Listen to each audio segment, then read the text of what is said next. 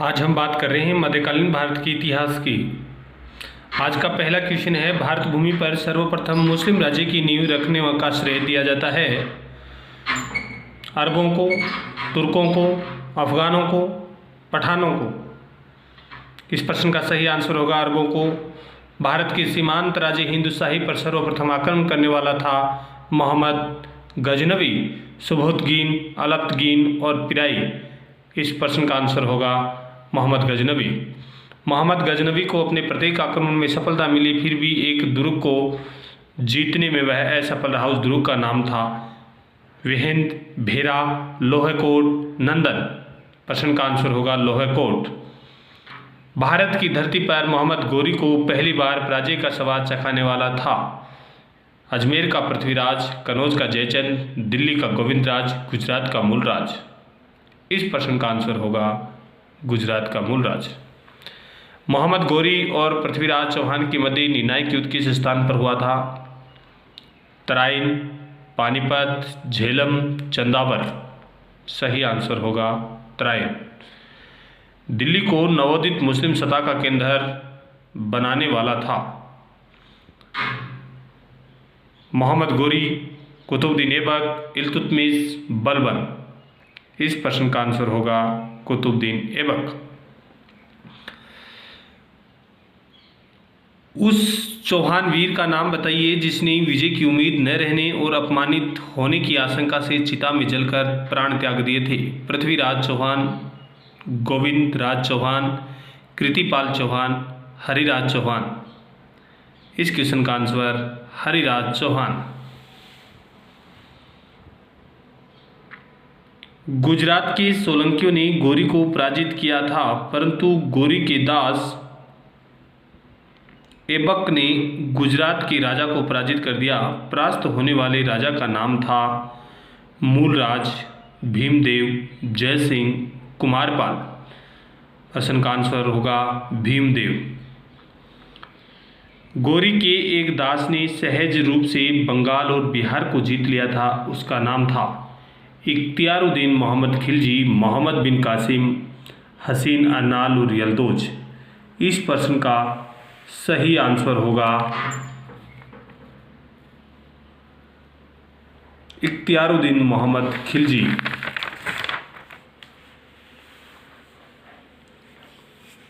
मोहम्मद गोरी ने मुइजुद्दीन की उपाधि किस घटना के बाद धारण की थी? पंजाब विजय के बाद, तराइन के युद्ध के बाद, गजनी और गौर का शासक बनने के बाद? कोई नहीं, तराइन के युद्ध के बाद। मैं मूर्ति विक्रेता के स्थान पर बुद्ध के नाम से प्रसिद्ध होना चाहता हूँ, ये कथन किस व्यक्ति से संबंधित है? मोहम्मद गजनवी, मोहम्मद गोरी, कुतुबुद्दीन ऐबक, मोहम्मद बिन कासिम। इस प्रश्न का आंसर होगा मोहम्मद गजनवी। भारत में एक स्वतंत्र मुस्लिम राज्य की स्थापना का श्रेय किसको दिया जाना चाहिए? मोहम्मद गोरी, कुतुबुद्दीन ऐबक, इल्तुतमिश, बलबन। इस प्रश्न का आंसर होगा इल्तुतमिश। कुतुबुद्दीन ऐबक की मृत्यु कैसे हुई थी? संक्रामक बीमारी से, नदी में डूब जाने से, चौगान खेलते समय, मंगोलों से लड़ते समय। प्रश्न का सही आंसर होगा चौगान खेलते समय। इल्तुतमिश किसकी सहायता अथवा किस अधिकार से दिल्ली का सुल्तान बन पाया था? वह ऐबक का दामाद था, उसे उलेमा वर्ग का समर्थन प्राप्त था।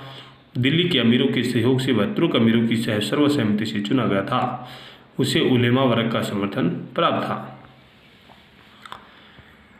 1221 ईस्वी में मंगोल शासक चंगेज खां का भारत पर आक्रमण किए बिना ही वापस लौट जाने का मुख्य कारण था इल्तुतमिश की जबरदस्त सैनिक तैयारी, इल्तुतमिश द्वारा बिना लड़े ही आत्मसमर्पण, चीन में चंगेज के विरुद्ध विद्रोह उठना, इल्तुतमिश द्वारा जलालुद्दीन को आश्रय न देना। इस प्रश्न का सही आंसर होगा चीन में चंगेज के विरुद्ध विद्रोह उठना।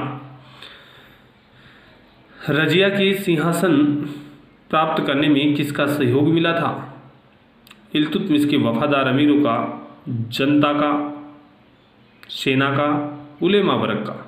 इस प्रश्न का सही आंसर होगा जनता का। रजिया के पतन का मुख्य कारण था उसका स्त्री होना, अमीरों का विश्वासघात, सेना का विद्रोह, उसके भाइयों का षड्यंत्र, उसका स्त्री होना। इल्तुतमिश ने इल्तुतमिश के निम्न उत्तराधिकारियों को तिथि क्रम से लिखिए। नासिरुद्दीन मोहम्मद, रजिया, बहराम शाह, रुकनुद्दीन फिरोज शाह। हमारे सामने 4 ऑप्शन हैं। इसका सही आंसर होगा 4, 2, 3, 1। अधिकांश विद्वानों की राय में इल्बारी वंश का सबसे महान सुल्तान कौन था? इल्तुतमिश, रजिया, बलबन और केकुबाद। इस प्रश्न का सही आंसर होगा बलबन। बलबन ने अपने एक सूबेदार के विद्रोह को कुचलने के बाद विद्रोहियों को ऐसी अमानवीय सजाएं दी कि देखने वाले मूर्छित हो गए। उस विद्रोही सूबेदार का नाम था मलिक बकबक। मुसलमानों की सर्वोच्च धर्माधिकारी खलीफा से सम्मान प्राप्त करने वाला पहला भारतीय सुल्तान था ऐबक आराम शाह इल्तुतमिश बलबन। सही आंसर होगा इल्तुतमिश। 40वां मंडल के गठन के पीछे इल्तुतमिश का मुख्य ध्येय था